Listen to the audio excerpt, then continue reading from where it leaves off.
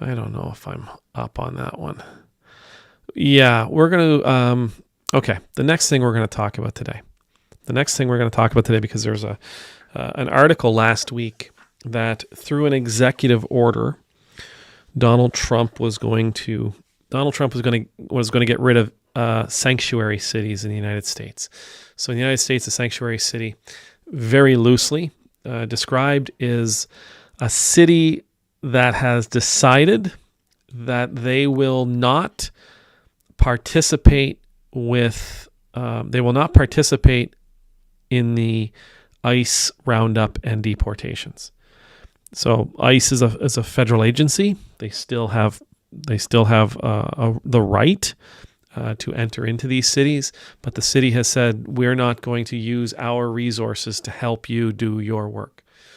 You can't use our police department. You can't use our fire department. You can't use any of our services in order for you to do this work. We're out. If you come, you do it on your own. Count us out. Now, the reason being is that these cities, they recognize the importance of their immigrant population. They recognize the importance of their documented and undocumented people. They recognize that they have an intrinsic value. They recognize that they have that they are worthy and needed. Right?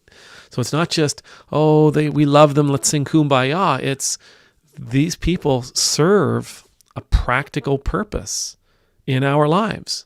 They make our lives better. They make our lives easier. They help our city run. And they want these folks to have a chance. I found that poster. I thought it was great. There are many sanctuary cities in the United States, and more are on the way. Many cities who are saying this is wrong. And while we know we can't stop you from operating within the boundaries of our cities, again, you will not have access to our resources to help you do that work. And this mentality has been upheld in the courts.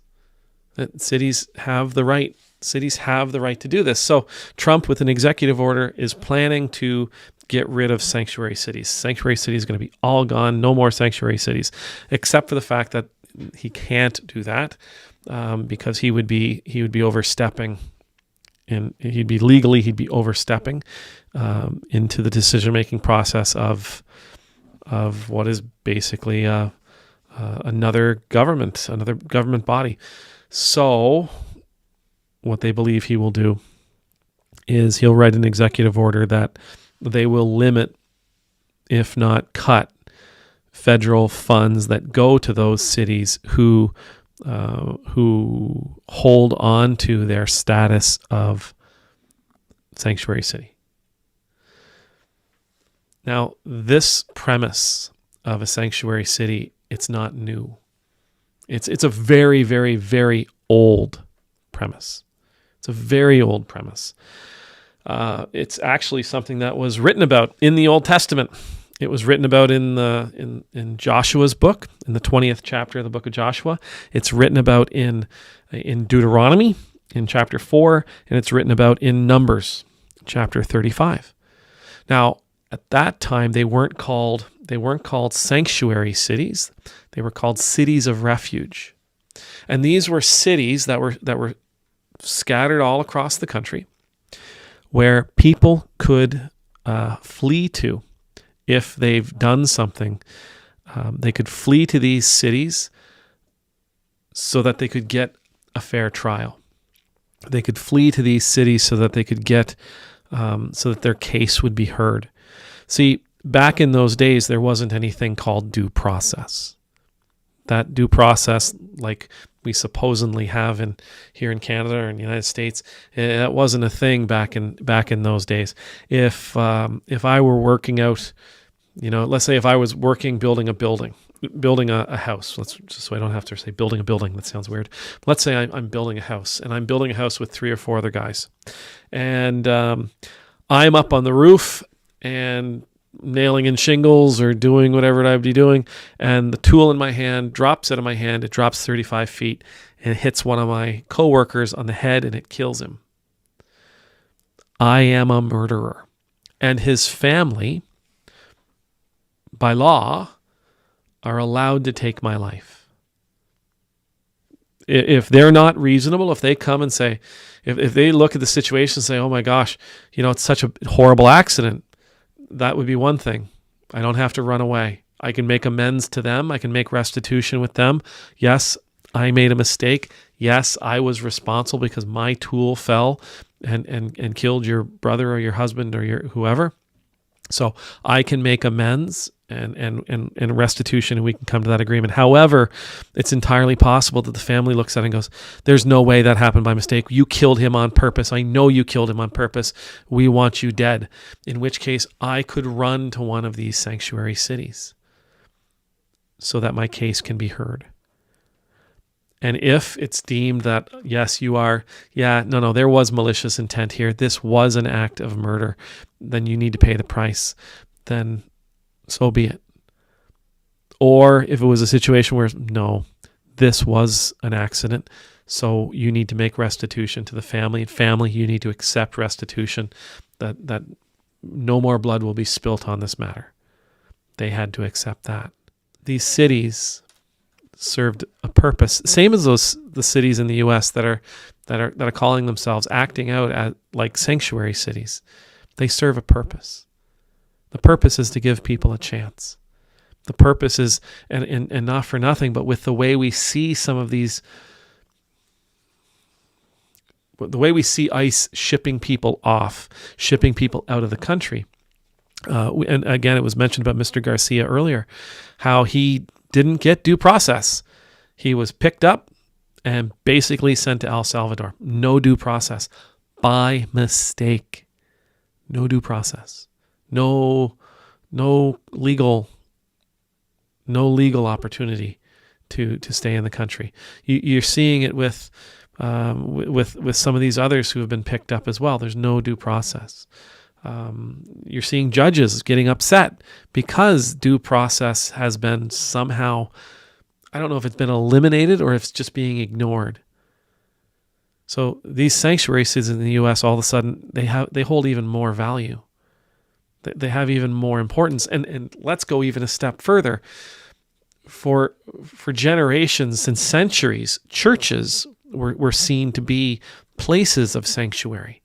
That you could come to a church, and if you came into this church, it was my responsibility as the priest to keep you safe so long as you were in this church. That if somebody came into this church to harm you, no. Place of sanctuary, get out. That doesn't happen here. None of that stuff's going on here. Nobody's getting arrested. Nobody's, now there are certain considerations in today's world.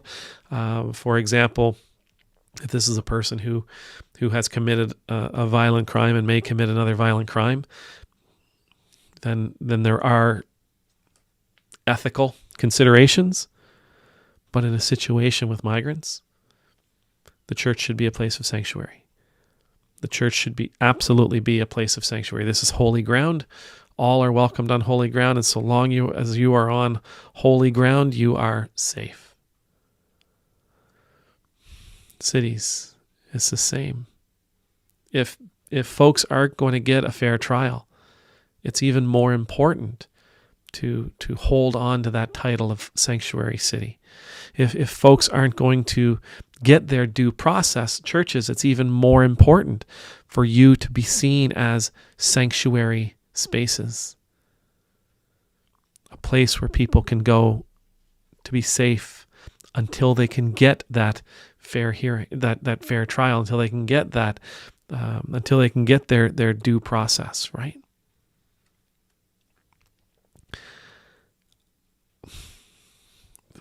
"20 years ago, I would never have said, oh yeah, no, this is where we'll be. But this is where we are. Those cities of refuge in the Old Testament, they protected people from the law. That's the baseline of it. They protected people from the law because the law said you didn't get due process. The law says you killed somebody, you're a murderer. The law says the family had every right to take the life of a murderer. Those cities of refuge were there to protect people from the application, the full application of the law. Sanctuary cities today strike me to be doing something very, very similar. Churches today need to pick up that torch and hold it high as well. It's awful. It really is kind of weird that we can say, oh, we got to protect people from the law. But if the law is being wielded as a cudgel,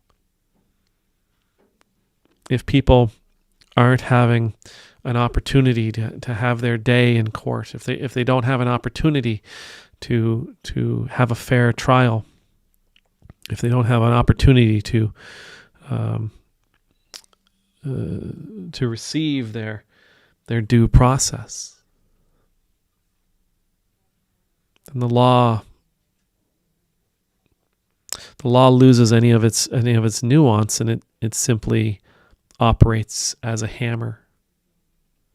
And not for nothing, because I know somebody out there might say, yes, but if they're undocumented, they're illegal. Just keep something in mind. It's easy. It's easy to remove the rights that have been given to someone undocumented, someone who is seen as for some reason unwanted, almost labeled as something that's almost inhuman. It's easy to do that right now, but the day may come when it'll be easy to remove your rights as well. The day may come when you are the one crying out for a fair trial, when you are the one crying out for due process. The day may come when you are wondering why the law is being thrown at you in the way that it is, why you are receiving what some would call justice or just punishment, when you've never had an opportunity to tell your side of the story. Sanctuary. It's a weird thing. It's a weird place we find ourselves. It's a weird place we find ourselves when we can say there's a need for some. There's a need for places where people can be protected from the law. Strange time. Amen.